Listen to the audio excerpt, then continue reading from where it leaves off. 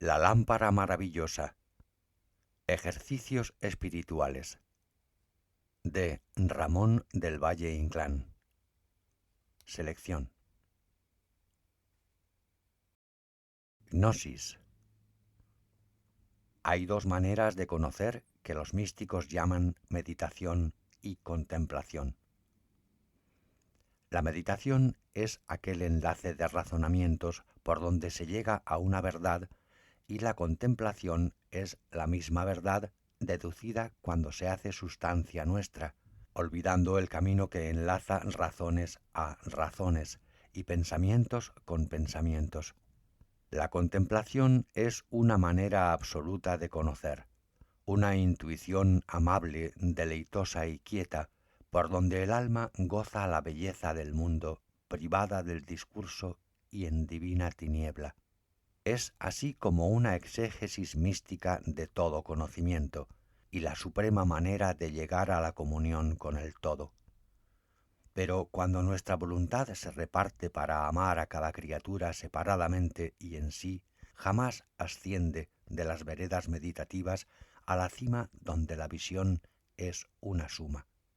¿Puede una inclinación filosófica ser disciplina para alcanzar el íntimo consorcio con la suprema esencia bella, divina razón que nos mueve al amor de todas las cosas? Pero cuando una vez se llega a este final, el alma queda tan acostumbrada al divino deleite de comprender intuitivamente que para volver a gustarle ya no quiere cansarse con el entendimiento, persuadida de que mejor se logra con el ahínco de la voluntad. A esta manera llamaron los quietistas tránsito contemplativo, porque al ser logrado el fin cesan los medios, como cuando la nave llega al puerto acaba el oficio de la vela y del remo. Es manera más imperfecta que la intuición mística, atendiendo que la una nos llega por enlaces de la razón que medita y la otra es infusa. Una vista sincera y dulce, sin reflexión ni razonamiento, como escribe Miguel de Molinos. Estos ejercicios espirituales son una guía para sutilizar los caminos de la meditación, siempre cronológicos y de la sustancia misma de las horas. Ante la razón que medita se vela en el misterio la suprema comprensión del mundo. El alma creadora está fuera del tiempo, de su misma esencia son los tributos y uno es la belleza. La lámpara que se enciende para conocerla es la misma que se enciende para conocer a Dios, la contemplación. Y así como es máxima en la mística teológica que ha de ser primero la experiencia y luego la teoría, máxima ha de ser para la doctrina estética amar todas las cosas en una comunión gozosa, y luego inquirir la razón y la norma de su esencia bella. Pero siempre del significado sensitivo del mundo, como acontece con la conciencia mística, se les alcanzará más a los humildes que a los doctos, aun cuando éstos pueden también entrever alguna luz si no se buscan a sí mismos ni hacen caso de su artificiosa sabiduría. Más alcanza quien más olvida, porque aprende a gozar la belleza del mundo intuitivamente y a comprender sin forma de concepto ni figura de cábala ni de retórica. El amor de todas las cosas es la cifra de la suma belleza, y quien ama con olvido de sí mismo penetra el significado del mundo, tiene la ciencia mística, hállase iluminado por una luz interior y renuncia a los caminos escolásticos abiertos por las disputas de los ergotistas. 3 son los tránsitos por donde pasa el alma antes de ser iniciada en el misterio de la eterna belleza. Primer tránsito, amor doloroso. Segundo tránsito, amor gozoso. Tercer tránsito, amor con renunciamiento y quietud. Para el extático no existe mudanza en las imágenes del mundo. Para el extático no existe mudanza en las imágenes del mundo, porque en cualquiera de sus aspectos sabe amarlas con el mismo amor, remontando al acto eterno por el cual son creadas. Y con relación a lo inmutable, todo deviene inmutable. El maestro Eckhart aconseja que el alma en esta cumbre debe olvidar el ejercicio de la voluntad y no decidir ni del bien ni del mal de las cosas, estando muy atenta a que la intuición hable en ella. Y con la misma enseñanza adoctrinaba a sus discípulos bajo las sombras de un jardín italiano frente al mar latino, el español Juan de Valdés. Pero los sabios de las escuelas en ningún tiempo alcanzaron a penetrar en la selva mística. Su ciencia ignora el gozoso aniquilamiento del alma en la luz y todo el místico conocer, porque nadie sin gustarlo lo entiende. La ciencia de las escuelas es vana, grasa y difusa como todo aquello que puede ser cifrado en voces y puesto en escrituras. El más sutil enlace de palabras es como un camino de orugas que se desenvuelven ateridas bajo un rayo de sol. El anillo de Giges. Cuando yo era mozo, la gloria literaria y la gloria aventurera me tentaron por igual. Fue un momento lleno de voces oscuras, de un vasto rumor ardiente y místico para el cual se hacía sonoro todo mi ser como un caracol de los mares. De aquella gran voz atávica y desconocida sentí el aliento como un vaho de horno y el son como un murmullo de marea que me llenó de inquietud y de perplejidad. Pero los sueños de aventura, esmaltados con los colores del blasón, huyeron como los pájaros del nido. Sólo alguna vez por el influjo de la noche, por el influjo de la primavera, por el influjo de la luna, volvían a posarse y a cantar en los jardines del alma sobre un ramaje de lambrequines. Luego dejé de oírlos para siempre. Al cumplir los 30 años hubieron de cercenarme un brazo, y no sé si remontaron el vuelo o se quedaron mudos. En aquella tristeza me asistió el amor de las musas. Ambicioné beber en la sagrada fuente, pero antes quise escuchar los latidos de mi corazón y dejé que hablasen todos mis sentidos. Con el rumor de sus voces hice mi estética. De niño y aún de mozo, la historia de los capitanes aventureros, violenta y fiera, me había dado una emoción más honda que la lunaria tristeza de los poetas. Era el estremecimiento y el fervor con que debe anunciarse la vocación religiosa. Yo no admiraba tanto los hechos hazañosos como el temple de las almas, y este apasionado sentimiento me sirvió, igual que una hoguera, para purificar mi disciplina estética. Me impuse normas luminosas y firmes como un cerco de espadas. Azoté sobre el alma desnuda y sangrienta con cíngulo de hierro. Maté la vanidad y exalté el orgullo. Cuando en mí se removieron las larvas del desaliento y casi me envenenó una desesperación mezquina, supe castigarme como pudiera hacerlo un santo monje tentado del demonio. Salí triunfante del antro de las víboras y de los leones. Amé la soledad y, como los pájaros, canté solo para mí.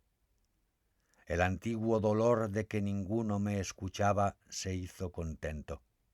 Pensé que estando solo podía ser mi voz más armoniosa y fui a un tiempo árbol antiguo y rama verde y pájaro cantor.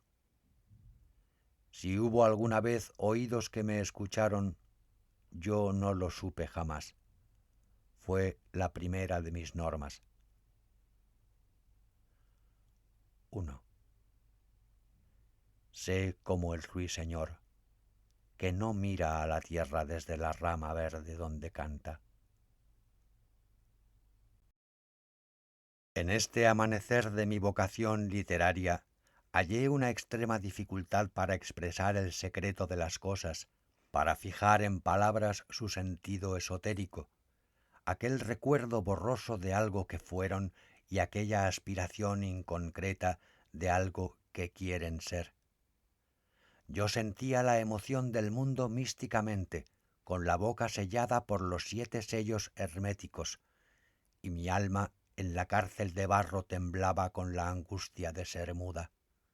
Pero antes del empeño febril por alcanzar la expresión evocadora, ha sido el empeño por fijar dentro de mí lo impreciso de las sensaciones. Casi siempre se disipaba al querer concretarlo.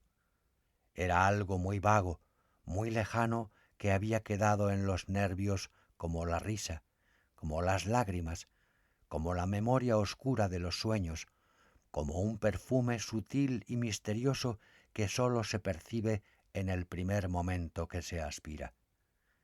Y cuando del arcano de mis nervios lograba arrancar la sensación, precisarla y exaltarla, venía el empeño por darle vida en palabras. La fiebre del estilo, semejante a un estado místico, con momentos de arrobo y momentos de aridez y desgana. En esta rebusca, al cabo logré despertar en mí desconocidas voces y entender su vario murmullo, que unas veces me parecía profético y otras familiar, cual si de pronto el relámpago alumbrase mi memoria, una memoria de 1000 años. Pude sentir un día en mi carne como una gracia nueva, la frescura de las hierbas, el cristalino curso de los ríos, la sal de los mares, la alegría del pájaro, el instinto violento del toro. Otro día, sobre la máscara de mi rostro, al mirarme en un espejo, vi modelarse 100 máscaras en una sucesión precisa, hasta la edad remota en que aparecía el rostro seco, barbudo y casi negro de un hombre que se ceñía los riñones con la piel de un rebeco, que se alimentaba con miel silvestre y predicaba el amor de todas las cosas con rugidos. Otro día logré concretar la forma de mi daemonium. Ya lo había entrevisto cuando niño, bajo los nogales de un campo de romerías. Es un aldeano menudo, alegre y viejo, que parece modelado con la precisión realista de un bronce romano, de un pequeño Dionisos. Baila siempre en el bosque de los nogales sobre la hierba verde, a un son cambiante y moderno, antiguo como si en la flauta panida oyese el preludio de las canciones nuevas. Cuando logré concretar esta figura, tantas veces entrevista bajo el pabellón de mi cuna, creí llegado el momento. Todas las larvas de mi reino interior eran advertidas. Las sentía removerse como otros tantos arcanos y había aprendido a oír las voces más lejanas. Entonces alcancé la segunda norma de mi disciplina estética. 2.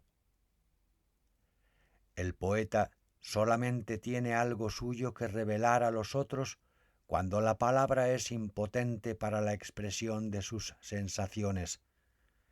Tal aridez es el comienzo del estado de gracia.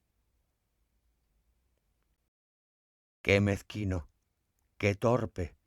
¡Qué difícil balbuceo el nuestro para expresar este deleite de lo inefable que reposa en todas las cosas con la gracia de un niño dormido! ¿Con cuáles palabras decir la felicidad de la hoja verde y del pájaro que vuela?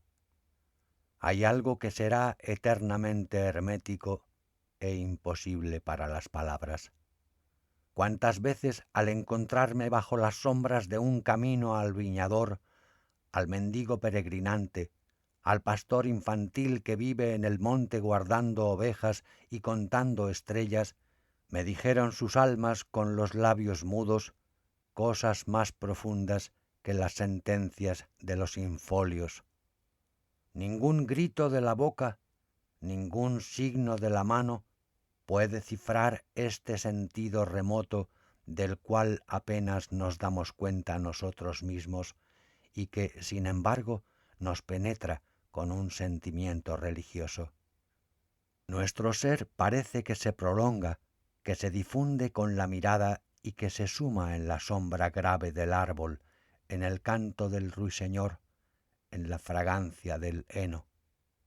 Esta conciencia casi divina nos estremece como un aroma, como un céfiro, como un sueño, como un anhelo religioso.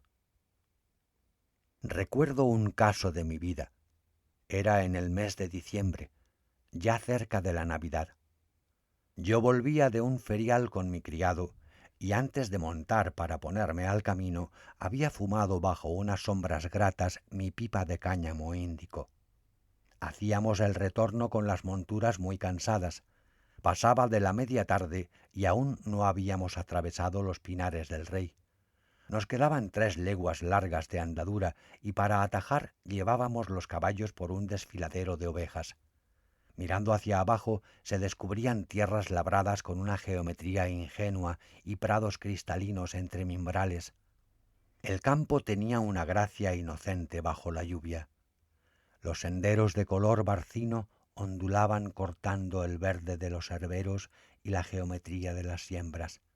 Cuando el sol rasgaba la boira, el campo se entonaba de oro con la emoción de una antigua pintura, y sobre la gracia inocente de los prados y en el tablero de las siembras, los senderos parecían las flámulas donde escribían las leyendas de sus cuadros los viejos maestros de aquel tiempo en que las sombras de los santos peregrinaban por los senderos de Italia. Atajábamos la tierra de Salnés, donde en otro tiempo estuvo la casa de mis abuelos, y donde yo crecí desde zagal a mozo endrino. Sin embargo, aquellos parajes montenses no los había traspuesto jamás. Íbamos tan cimeros que los valles se aparecían lejanos, miniados, intensos, con el traslúcido de los esmaltes. Eran regazos de gracia, y los ojos se santificaban en ellos. Pero nada me llenó de gozo como el ondular de los caminos a través de los herbales y las tierras labradas. Yo los reconocía de pronto con una sacudida. Reconocía las encrucijadas abiertas en medio del campo, los vados de los arroyos, las sombras de los cercados. Aquel aprendizaje de las veredas, diluido por mis pasos en tantos años, se me revelaba en una cifra, consumado en el regazo de los valles, cristalino por el sol, intenso por la altura, sagrado como un número pitagórico. Fui feliz bajo el éxtasis de la suma, y al mismo tiempo me tomó un gran temblor comprendiendo que tenía el alma desligada. Era otra vida la que me decía su anuncio en aquel dulce desmayo del corazón y aquel terror de la carne. Con una alegría coordinada y profunda, me sentí enlazado con la sombra del árbol, con el vuelo del pájaro, con la peña del monte. La tierra de Salnés estaba toda en mi conciencia por la gracia de la visión gozosa y teologal. Quedé cautivo, sellados los ojos por el sello de aquel valle hondísimo, quieto y verde, con llovizna y sol, que resumía en una comprensión cíclica todo mi conocimiento cronológico de la tierra de Salnés. 3. El éxtasis es el goce de ser cautivo en el círculo de una emoción tan pura que aspira a ser eterna. Ningún goce y ningún terror comparable a este de sentir el alma desprendida. Recuerdo también una tarde, hace muchos años, en la catedral leonesa. Yo vagaba en la sombra de aquellas bóvedas con el alma cubierta de lejanas memorias. Ya entonces comenzaba mi vida a ser como el camino que se cubre de hojas en otoño. Había entrado buscando un refugio, agitado por el tumulto angustioso de las ideas, y de pronto mi pensamiento quedó como clavado en un dolor quieto y único. La luz en las vidrieras celestiales tenía la fragancia de las rosas, y mi alma fue toda en aquella gracia como en un huerto sagrado. El dolor de vivir me llenó de ternura, y era mi humana conciencia llena de un amoroso bien, difundido en las rosas maravillosas de los vitrales donde ardía el sol. Amé la luz como la esencia de mí mismo.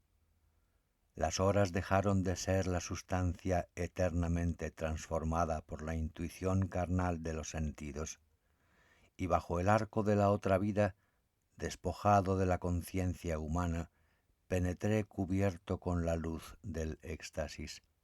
¡Qué sagrado terror y qué amoroso deleite! Aquella tarde tan llena de angustia, aprendí que los caminos de la belleza son místicos caminos por donde nos alejamos de nuestros fines egoístas para transmigrar en el alma del mundo. Esta emoción no puede ser cifrada en palabras. Cuando nos asomamos más allá de los sentidos, experimentamos la angustia de ser mudos. Las palabras son engendradas por nuestra vida de todas las horas, donde las imágenes cambian como las estrellas en las largas rutas del mar, y nos parece que un estado del alma exento de mudanza finaría en el acto de ser. Y, sin embargo, esta es la ilusión fundamental del éxtasis, momento único en que las horas no fluyen y el antes y el después se juntan como las manos para rezar. Beatitud y quietud, donde el goce y el dolor se hermanan, porque todas las cosas, al definir su belleza, se despojan de la idea del tiempo. 4. La belleza es la intuición de la unidad y sus caminos los místicos caminos de Dios. Antes de llegar a este quietismo estético, divino deleite, pasé por una aridez muy grande, siempre acongojado por la sensación del movimiento y del vivir estéril. Aquel espíritu que borra eternamente sus huellas me tenía poseso, y mi existencia fue como el remedo de sus vuelos en el Horus del Pleroma. He consumido muchos años mirando cómo todas las cosas se mudaban y perecían, ciego para ver su eternidad. Era tan firme el cimiento de mi egoísmo que sólo alcanzaba a conocer aquello que en algún modo guardaba relación con los afanes de cada hora, y los sentidos aprendían coordinados con ellos sin desvincularse jamás, sin poder rasgar los velos que ocultan el enigma místico del mundo. Ciego, sin la luz de amor que hace eternas todas las vidas, fui como un hombre condenado a caminar por arenales entre ráfagas de viento que los transmutan. Hallé y gocé como un pecado místico la mudanza de las formas y el fluir del tiempo. Años enteros de mi vida eran evocados por la memoria y volvían con todas sus imágenes llenos de una palpitación eterna. El momento más pequeño era un sésamo que guardaba sensaciones de muchos años. Mi alma desprendida volaba sobre los caminos lejanos, los caminos otras veces recorridos, y tornaba a oír las mismas voces y los mismos ecos. Yo sentía un terror sagrado al descubrir mi sombra inmóvil, guardando el signo de cada momento a lo largo de la vida. El tiempo era un vasto mar que me tragaba, y de su seno angustioso y tenebroso mi alma salía cubierta de recuerdos como si hubiese vivido 1000 años. Yo me comparaba con aquel caballero de una vieja leyenda santiaguista que, habiendo naufragado, salió de los abismos del mar con el sayo cubierto de conchas. Los instantes se abrían como círculos de largas vidas, y en este crecimiento fabuloso todas las cosas se revelaban a mis sentidos con la gracia de un nuevo significado. Cada grano de la espiga, cada pájaro de la bandada, descubrían a mis ojos el matiz de sus diferencias, inconfundibles y expresivos como rostros humanos. Yo conocía fuera de la razón utilitaria, transmigraba amorosamente en la conciencia de las cosas y rompía las normas. Mis ojos y mis oídos creaban la eternidad. Esta gracia intuitiva la disfruté por primera vez una tarde dorada mirando al mar azul. Llegaban las barcas pescadoras, las anunciaba el caracol, volaban las gaviotas en torno de las velas ambarinas y mis ojos las podían seguir en sus círculos más ligeros y viéndolas desaparecer a lo lejos, al volver las reconocía una a una, no sólo en el plumaje, sino en el secreto de su instinto, por cansadas, por viejas, por hambrientas, por feroces. La tarde había perdido sus oros y era toda azul. Yo, sentado bajo el parral de mi huerto aldeano, me puse a rezar. En aquella beatitud del campo, del mar y del cielo, me sentí lleno de un sentimiento divino. Todo el amor de la hora estaba en mí. El crepúsculo se me revelaba como el vínculo eucarístico que enlaza la noche con el día, como la hora verbo que participa de las dos sustancias y es armonía de lo que ha sido con lo que espera ser. Seguía sonando el caracol de los pescadores y sobre las ondas se tendía el último rayo del sol. Por aquel camino luminoso se remontaron mis ojos al azulado término del mar. Entonces sentí lo que jamás había sentido. Bajo las tintas del ocaso estaba la tarde quieta, dormida, eterna. El color y la forma de las nubes eran la evocación de los momentos anteriores. Ninguno había pasado, todos se sumaban en el último. Me sentí anegado en la onda de un deleite fragante como las rosas y gustoso como hidromiel. Mi vida y todas las vidas se descomponían por volver a su primer instante, depuradas del tiempo. Tenía el campo una gracia matutina y bautismal. Como las nubes del ocaso, el racimo que maduraba en el parral de mi huerto mostraba en el azul profundo de sus granos maduros la sucesión de sus metamorfosis hasta el verde agraz. Me conmovió un gran sollozo y en la estrella que nacía vi el rostro de Dios. Quinto. Cuando se rompen las normas del tiempo, el instante más pequeño se rasga como un vientre preñado de eternidad. El éxtasis es el goce de sentirse engendrado en el infinito de ese instante. Nuestros sentidos guardan la ilusión fundamental de que las formas permanecen inmutables cuando no es advertida su inmediata mudanza.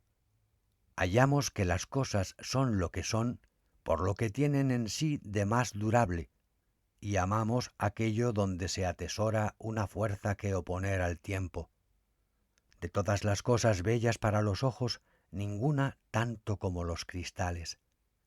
El goce de los ojos al mirarlos es un sentimiento sagrado, porque para los ojos los cristales no tienen edad.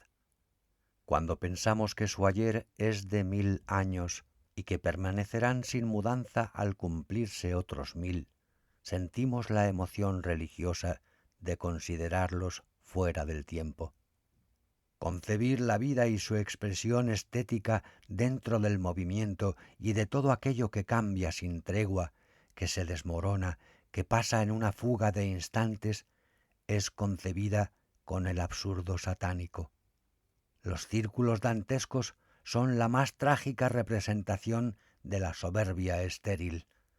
Satanás, estéril y soberbio, anhela ser presente en el todo. Satanás gira eternamente en el horus del pleroma, con el ansia y la congoja de hacer desaparecer el antes y el después. Consumirse en el vértigo del vuelo sin detenerse nunca, es la terrible sentencia que cumple el ángel Lucifer. El giro de los círculos infernales, apresurado hasta lo infinito, haría desaparecer lo pasado y lo venidero, trocando en suprema quietud el movimiento. La aspiración a la quietud es la aspiración a ser divino, porque la cifra de lo inmutable tiene el rostro de Dios. Todas las cosas, bajo la sombra del pecado, se mueven por estar quietas, sin conseguirlo jamás. Pero el místico que sabe amarlas descubre en ellas un enlace de armonía, una divina onda cordial, la gracia. En todas las cosas duerme un poder de evocaciones eróticas. Algunas parecen despertarse apenas nos aproximamos, otras tardan en revelarse, otras aún no se revelaron, otras no se revelarán jamás. Pero si un día pudiésemos conocerlas íntegramente, las veríamos enlazarse en sucesión matemática y concretarse en un solo impulso de amor, como las entrañas de la tierra concretan en la claridad de los cristales el esfuerzo de miles de años. El conocimiento de un grano de trigo, con todas sus evocaciones, nos daría el conocimiento pleno del universo. Un conocimiento mucho más ingenuo, mucho más claro, mucho más inocente que la mirada de un niño. En este mundo de las evocaciones sólo penetran los poetas, porque para sus ojos todas las cosas tienen una significación religiosa más próxima a la significación única. Allí donde los demás hombres sólo hallan diferenciaciones, los poetas descubren enlaces luminosos de una armonía oculta. El poeta reduce el número de las alusiones sin trascendencia a una divina alusión cargada de significados. Abeja cargada de miel. Alma mía, que gimes por asomarte fuera de la cárcel oscura, enlaza en un acorde tus emociones, perpetúalas en un círculo y tendrás la clave de los enigmas. Descubre la norma de amor o de quietud que te haga centro y tocarás con las alas el infinito. Pon en todas tus horas un enlace místico y en la que llega vierte todo el contenido de la hora anterior, tal como el vino añejo del ánfora pequeña se trasiega en otra más capaz y se junta con el de las nuevas vendimias. Para romper su cárcel de barro, colócate fuera de los sentidos y haz por comprender el misterio de las horas, por persuadirte de que no fluyen y que siempre perdura el mismo momento. Que sean tus emociones como los círculos abiertos por la piedra en el cristal del agua, y que en la última se contenga toda tu vida. Sexto. Dios es la eterna quietud, y la belleza suprema está en Dios. Satán es el estéril que borra eternamente sus huellas sobre el camino del tiempo.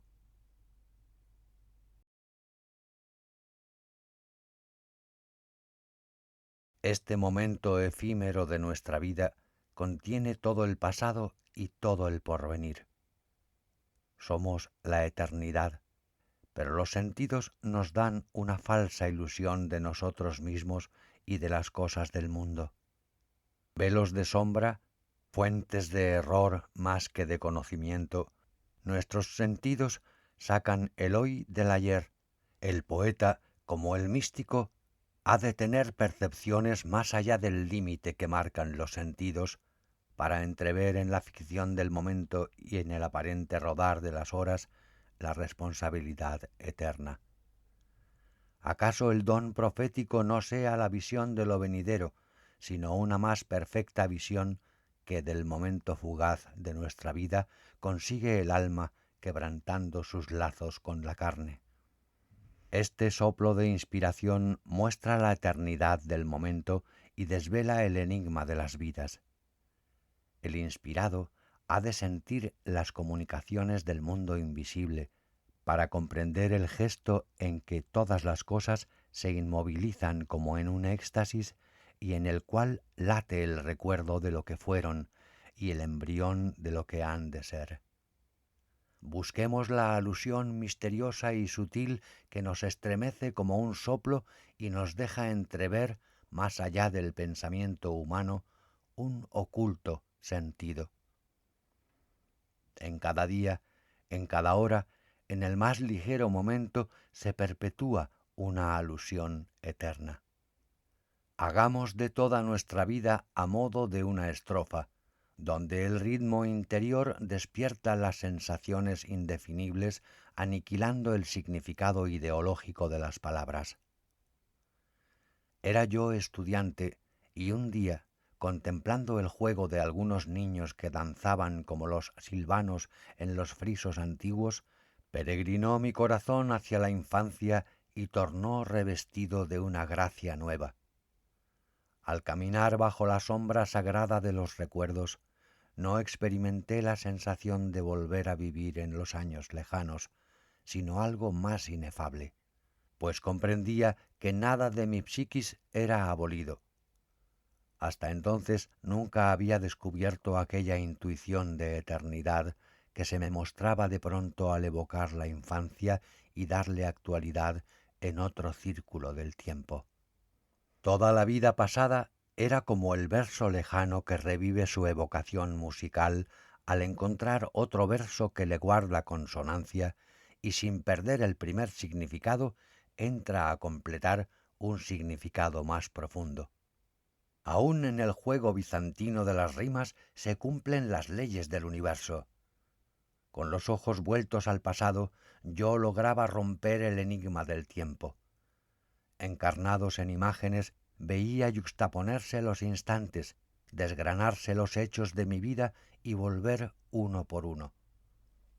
Percibía cada momento en sí mismo como actual, sin olvidar la suma. Vivía intensamente la hora anterior y a la par conocía la venidera. Estaba ya morando dentro de su círculo. A lo largo de los caminos por donde una vez había pasado, se hacía tangible el rastro de mi imagen viva. Era el fantasma, la sombra eterna que sólo los ojos del iniciado pueden ver y que yo vi en aquella ocasión terrible siendo estudiante en Santiago de Compostela.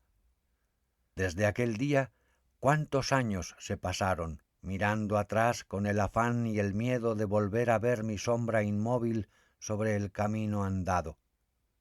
¿Cuántos años hasta hoy en que el alma sabe desprenderse de la carne y contemplar las imágenes lejanas, eternas en la luz lejana de una estrella? Séptimo. Cuando mires tu imagen en el espejo mágico, evoca tu sombra de niño. Quien sabe del pasado, sabe del porvenir. Si tiendes el arco, cerrarás el círculo que en ciencia astrológica se llama el anillo de Giges.